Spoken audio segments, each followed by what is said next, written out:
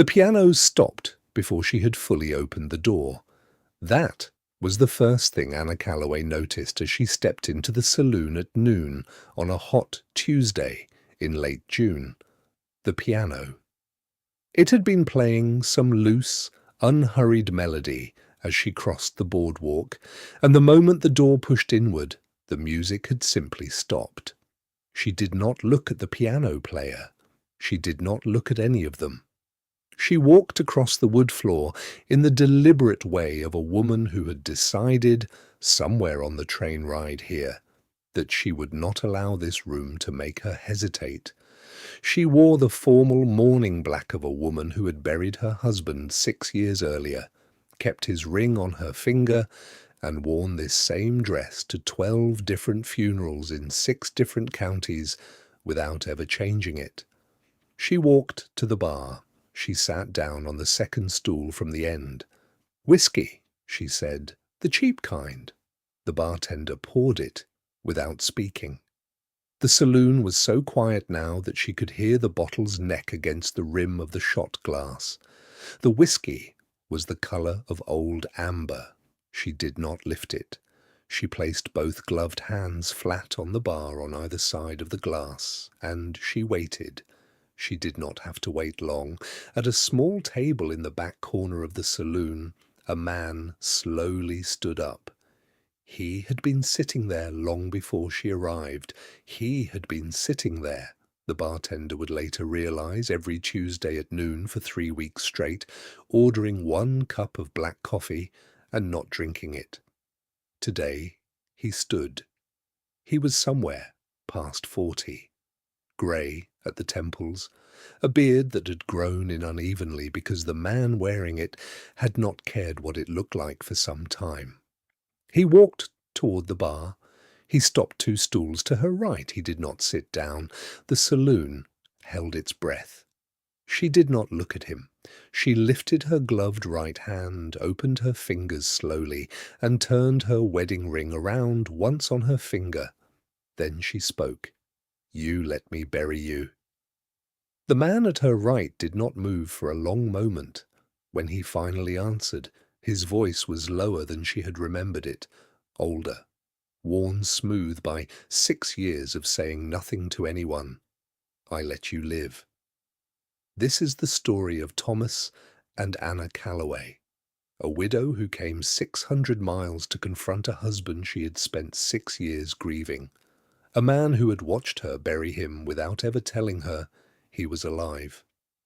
And a single afternoon in a saloon in a town called Crooked Pine, where 2 people who had been married for 9 years and separated by a grave for 6 were about to decide, slowly and without ceremony, whether what they had once been to each other was something either of them could survive being again. This is Untold Tales of the Old West. 6 years before the saloon, Thomas Calloway stood on the front porch of a small homestead in eastern Kansas, 16 miles east of the nearest town, with his hat in his hands and his horse saddled at the gate. It was early September. The cottonwoods at the edge of the property had begun to turn, and the prairie grass beyond them ran gold all the way to a horizon you could see for 40 miles on a clear day. Anna stood in the doorway behind him, with her hand on the frame. She was 28 years old that morning. She wore a faded blue cotton dress and her hair was down because Thomas had told her once that he liked it that way before he left for any kind of journey. She had been standing in the doorway since he came down the stairs. 3 weeks, he said, without turning to look at her. "You said 3 weeks last time. This time, I mean it." He turned around then. His face was younger by 6 years and 25 pounds. His beard was trimmed close. His eyes were the kind of eyes that had not yet learned how to watch a road for trouble.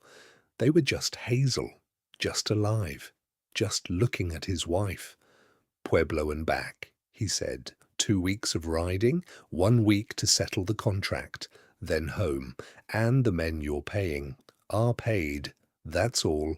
I deliver the company's payment to a survey crew in the foothills. I confirm the work. I sign the receipt. I come home."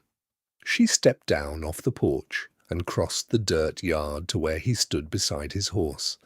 She did not say anything. She straightened the collar of his coat. She brushed something from his shoulder that was not there.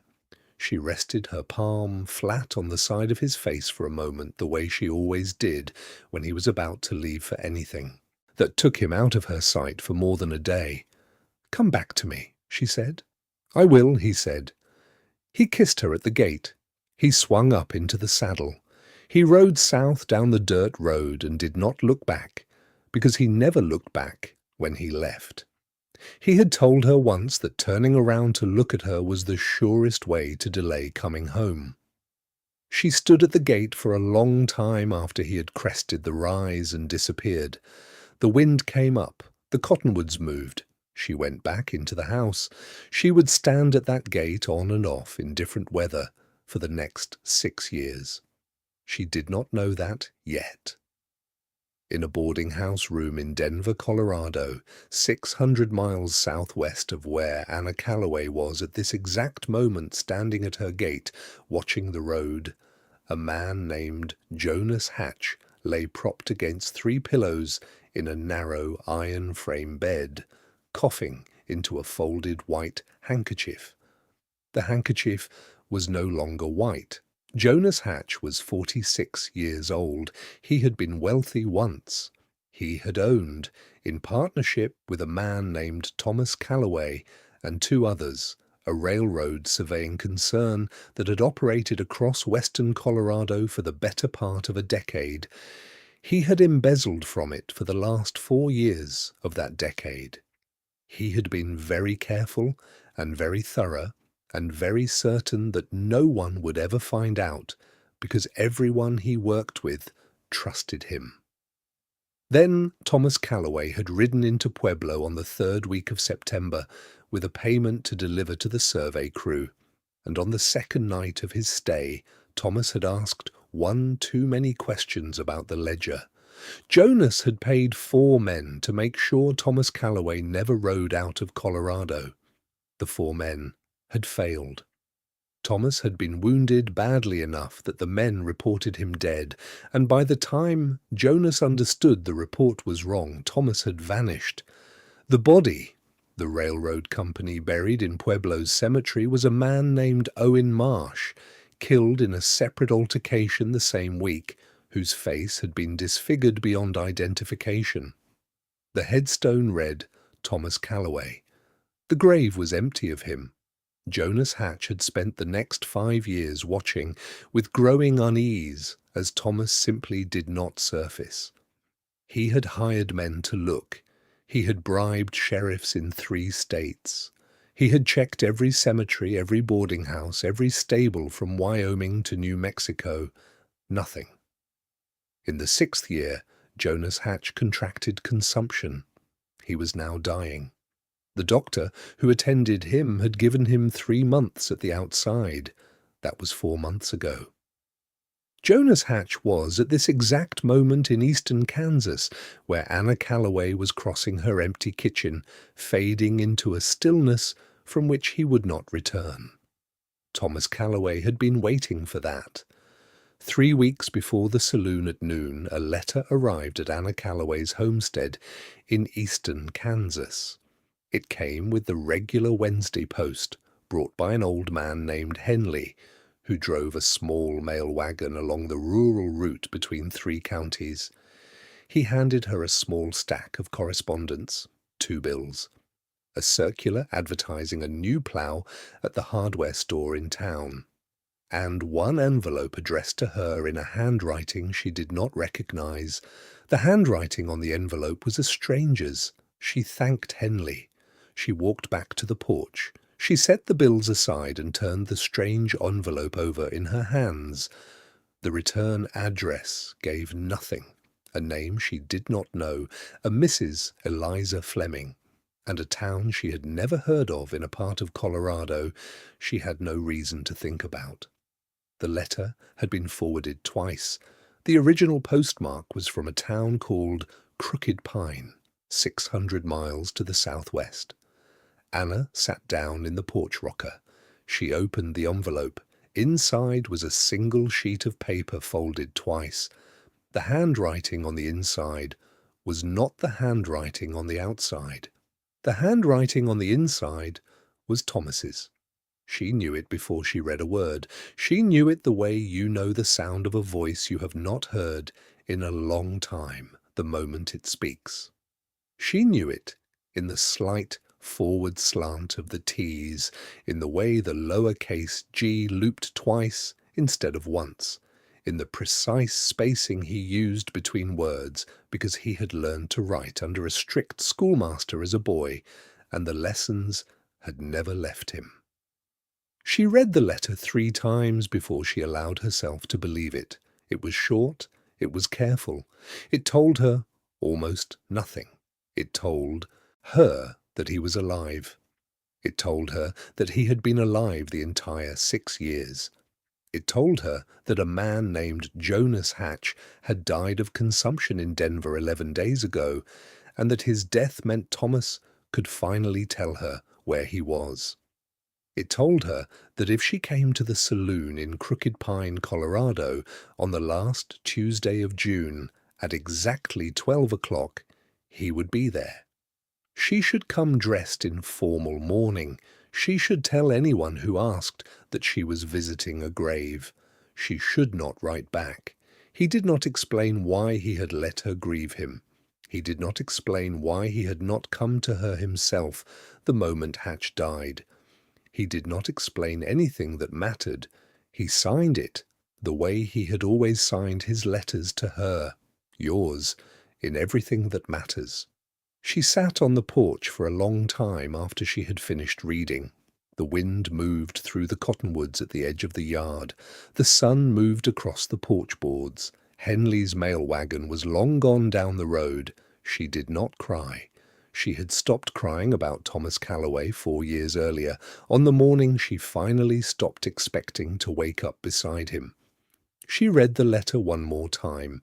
Then she folded it carefully, placed it in the pocket of her apron, and went inside to begin the work of arranging 600 miles of train travel for a woman who had not left her home county in 3 years. "You let me bury you," she said. "I let you live," he said. The saloon was very quiet. After a long moment, Thomas Calloway sat down at the bar beside her. He did not order anything. He folded his hands on the wood and looked at them for a while before he spoke again. Anna noticed his hands had changed. They were not the hands she remembered. They were rougher at the knuckles, paler across the back, and they trembled in a way they had never trembled when he was 28 years old, and she had watched him cup them around a coffee mug across a kitchen table 600 miles east of here. "I knew you would come," he said. "Even when I sent the letter, I told myself you might not, but I knew." "Why?" "Because you wore the ring." She did not look at him, but her gloved right hand moved involuntarily briefly to cover her left. "I have worn it for 6 years," she said. "I am not going to remove it because you tell me I should. I am not going to tell you to do anything," he said. The bartender, who had been standing very still at the far end of the bar, quietly moved into the back room. He took the piano player with him. The other patrons, slowly and without coordination, began to find reasons to leave. Within 4 minutes the saloon was empty except for Thomas and Anna Calloway and the old yellow dog asleep beside the front door. "Tell me," she said. Thomas looked at his hands for a long time before he began. "I went to Pueblo in September of that year to deliver the payment, you remember. The survey crew was working in the foothills west of the town. I rode in on a Wednesday. I met with the crew foreman. I checked the ledger against the work." He paused. The ledger was wrong. He turned the empty space in front of him with his finger, as though tracing a column on a page. There were 3 pages of payments that did not match the work. salaries to men who were not working, expenses to suppliers who did not exist. $42,000 over 4 years. I asked the foreman about it. He told me to ask Jonas Hatch. Jonas was the bookkeeper, Anna said. Jonas was my partner. And he had been embezzling $42,000 from a company we had built together. I did not know that yet. I rode back to Pueblo to telegraph Denver and asked Jonas about the discrepancies before I made any accusation. You were always careful. I was careful, he said. I was not careful enough. He paused again. 4 men met me on the road that night, 6 miles outside Pueblo. They were not robbers. They asked for my name first before they took anything. When I gave it, the one in front of them drew his pistol and shot me in the chest before I had finished saying it. Anna closed her eyes. I should have died, he said. I do not know why I did not. The bullet went through. I bled into the dirt for 2 hours before a man named Marcus Henley, no relation to the Henley who delivers your mail, came up the road in a wagon and pulled me into the back of it. He took me to a small ranch 16 miles east of the road. His wife had been a battlefield nurse in the war. She kept me alive for 5 weeks. He looked at his hands again. The day I was strong enough to sit up, the newspaper came to the ranch. A traveler had brought it from Pueblo.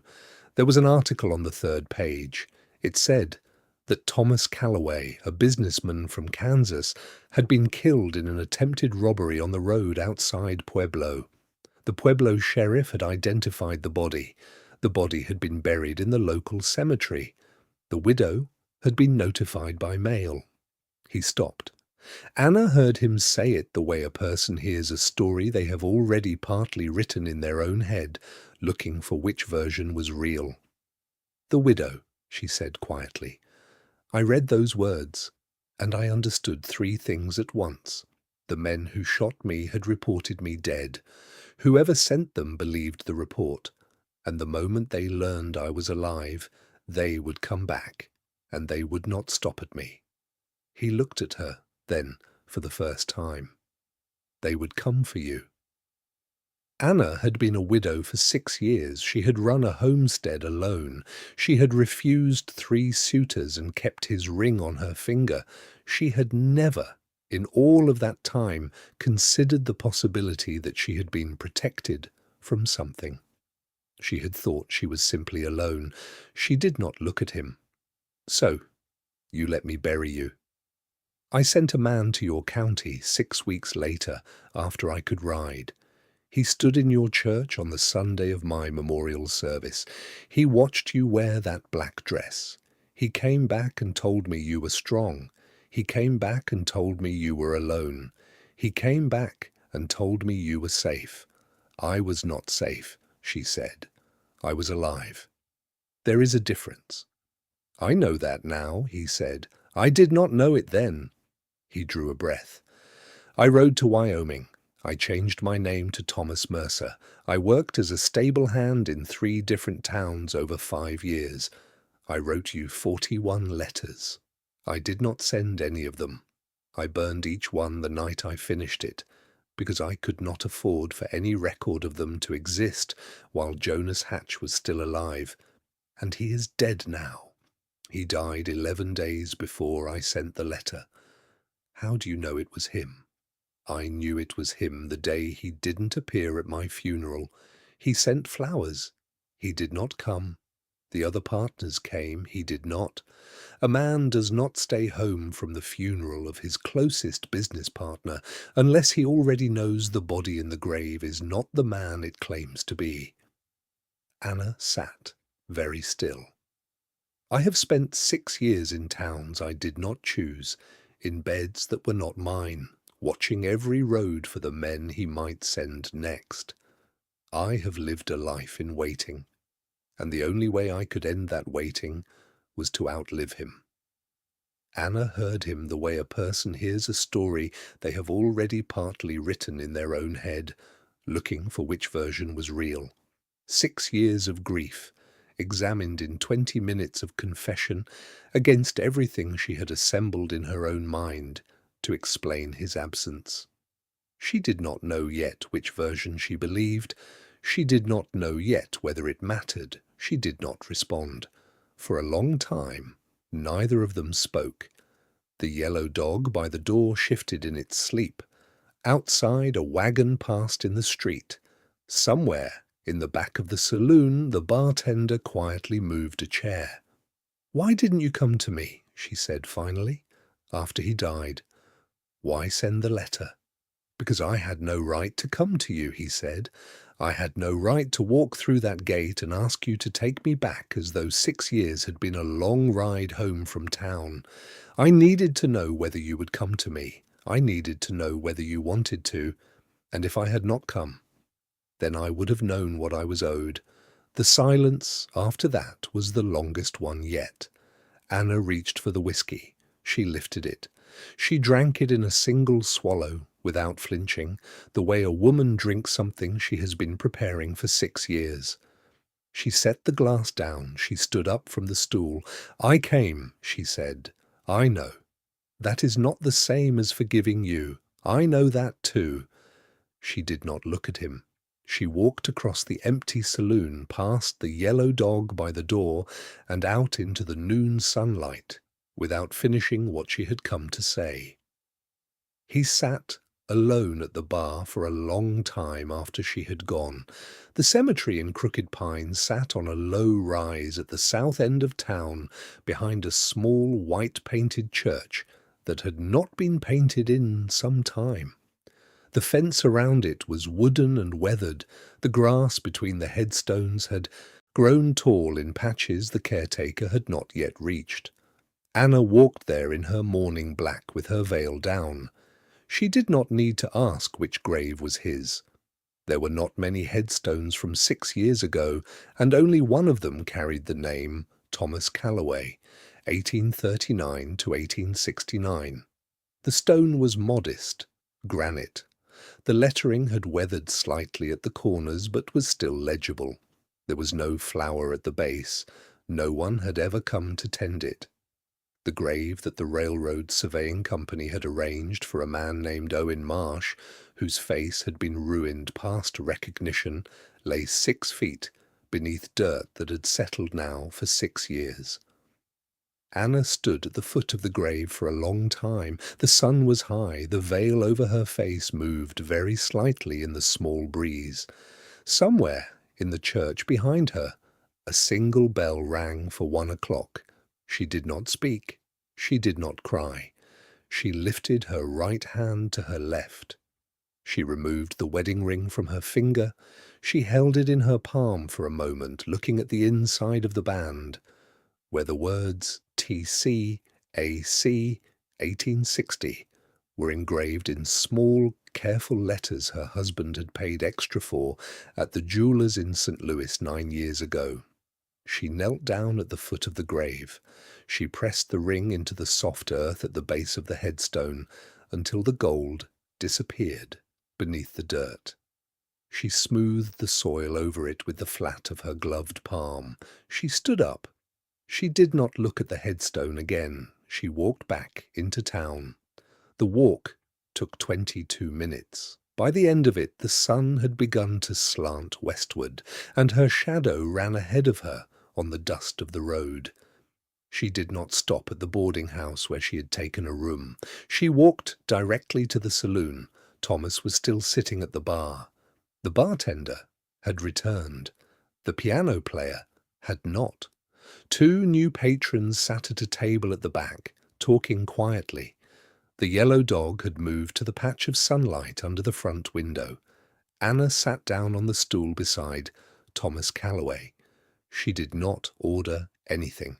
She looked straight ahead at the rows of bottles behind the bar. "I have already buried you once," she said. "I will not do it again." He did not respond. "But I am not ready to live with you either. Not yet." He nodded. She did not look at him when she said the next part. "I am staying in Crooked Pine for 2 weeks. I have taken a room at the Henley boarding house on the east side of town. You will not contact me in those 2 weeks.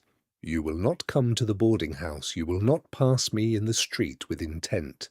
You will not write me letters.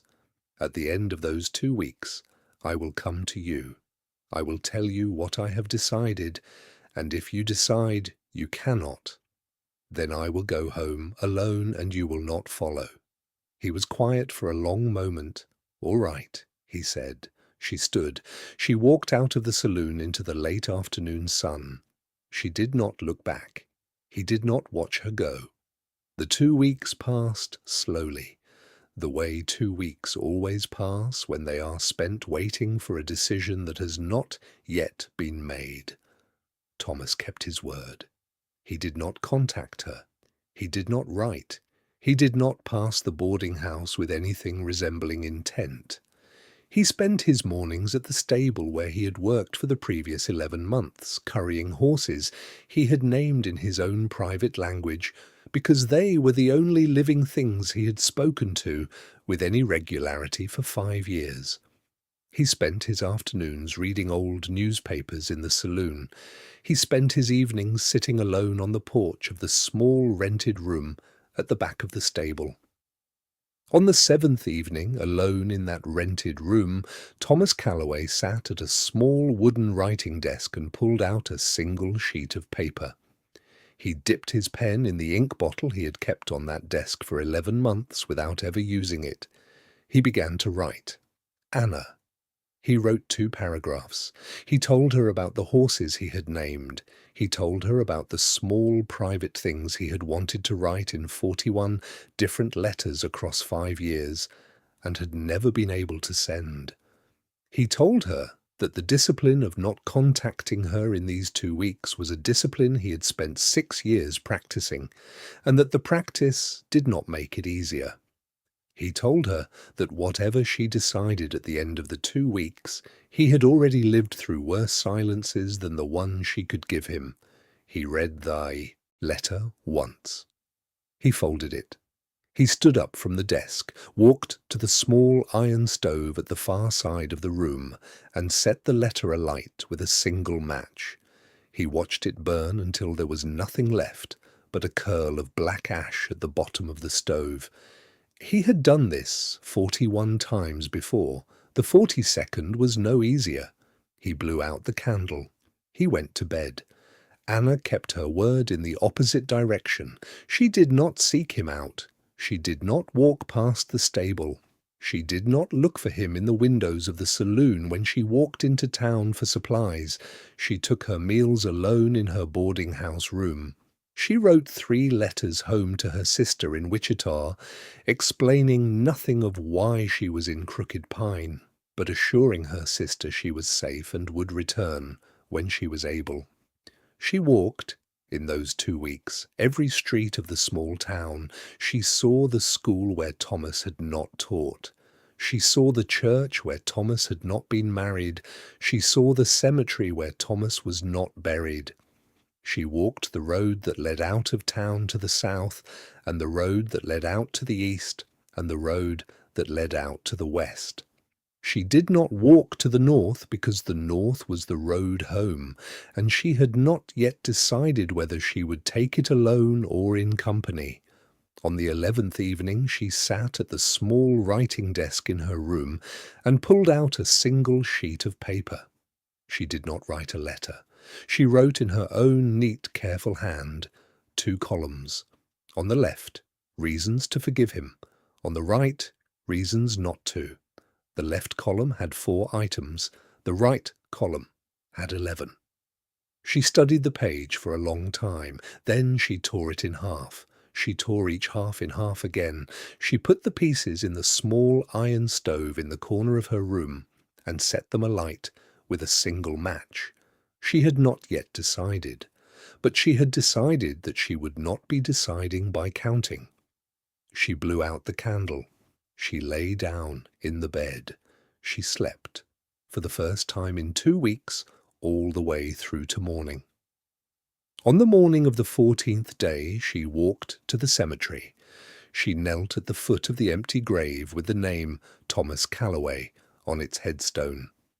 She brushed the soil away from the base of the stone with the flat of her gloved palm, until the gold of the wedding ring caught the morning light. She lifted it out. She wiped the dirt from it with the corner of her handkerchief. She put it back on her finger. She did not look at the headstone again. She walked back into town. She found Thomas at the stable currying a chestnut mare he had been working with for a year.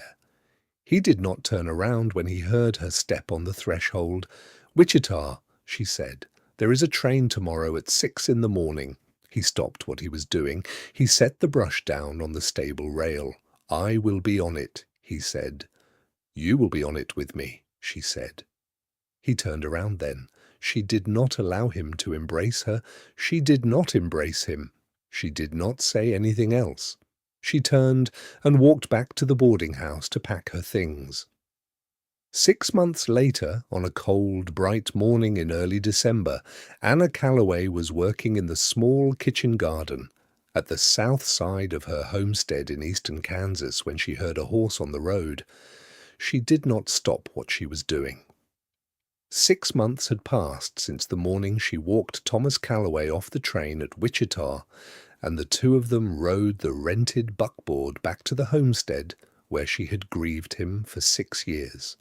They had not lived together in those 6 months. Thomas had taken a room at a small boarding house in town. He had visited the homestead 3 afternoons a week. They had taken meals together. They had walked the property line. They had spoken slowly and carefully about everything except whether he would move the rest of his life back into the house he had left her in. This morning was the first time he was riding in unannounced. She straightened up from the row of late-season turnips she had been thinning. She wiped her hands on her apron. She turned toward the road. The man at the gate did not dismount. He sat his horse the way Thomas Calloway had always sat his horse. Easy, settled, no rush. He wore a plain brown coat and a hat she had bought him for his last birthday before Pueblo, which she had kept in the bottom of her closet for 6 years. He had picked it up from her parlour the previous Sunday afternoon. And she had not commented on it then. He did not speak. He waited. She crossed the yard slowly. The wind moved through the cottonwoods at the edge of the property. The sky was a cold, clear blue. The first frost of the season had silvered the grass at the base of the fence posts. She reached the gate. She did not look at him. She lifted the latch. She pushed the gate open. She stepped aside. He looked at her for a long moment. Then he clicked his tongue softly, and his horse walked through the open gate into the yard. He swung down from the saddle with the careful slowness of a man who had been riding a long time, but who was no longer in any kind of hurry to arrive anywhere. She closed the gate behind him. She did not lock it. He stood in the yard with his hat in his hands. She did not embrace him. She did not speak. She turned and walked back to the kitchen garden, picked up the basket of turnips she had been filling, and carried it toward the house. He followed her, leading the horse to the small barn at the side of the property. She did not look back. When she reached the porch, she stopped. She looked at the open doorway of the house she had lived in alone for 6 years. She looked at the wedding ring on her finger, the ring she had taken back from the empty grave, the ring she had put on again that same morning, the ring that had been on her hand every day of the 6 months since. She looked at the cottonwoods at the edge of the yard, where the last late leaves had turned the colour of old amber and were falling slowly in the cold morning air. Then she went inside. She put the kettle on. She made coffee the way Thomas had always taken it, strong, no sugar, a little more grounds than was strictly necessary. She set out 2 cups. When he came in through the door, having put the horse up and brushed it down and given it water, she did not turn to look at him. She slid one of the cups across the table toward the empty chair on the other side. He sat down. He picked up the cup. He drank. He did not say anything. She did not say anything either. The wind moved through the cottonwoods outside the kitchen window. The kettle settled on the stove. Somewhere far off, on a neighbour's property, a dog barked once and went quiet. 600 miles to the southwest, in a cemetery on a low rise at the south end of a small Colorado town called Crooked Pine, an empty grave with the name Thomas Calloway on its headstone sat undisturbed in the late autumn light. The dirt at its base had been recently disturbed and then smoothed over again, a single shallow indentation where something had been pressed into the earth and then taken back. Anna had taken the ring back. She had not needed to leave it. This is where we leave them. A small homestead in eastern Kansas. A kitchen with 2 cups of coffee on a wooden table. A man and a woman who had been separated by a grave for 6 years and who had decided, slowly and without ceremony, that the life they had given up on could be lived again. Not the same way, never the same way, but in a way that was honest and earned and theirs. It is told the way the Old West actually felt, not loud, not rushed, not dressed up for the cameras, but deep and patient and earned. If this story stayed with you tonight, drop your city or your country in the comments below. I would love to know how far it travelled. The next story arrives this Friday. A young woman walks into a sheriff's office in Wyoming carrying a child that is not hers. She places the child on the sheriff's desk.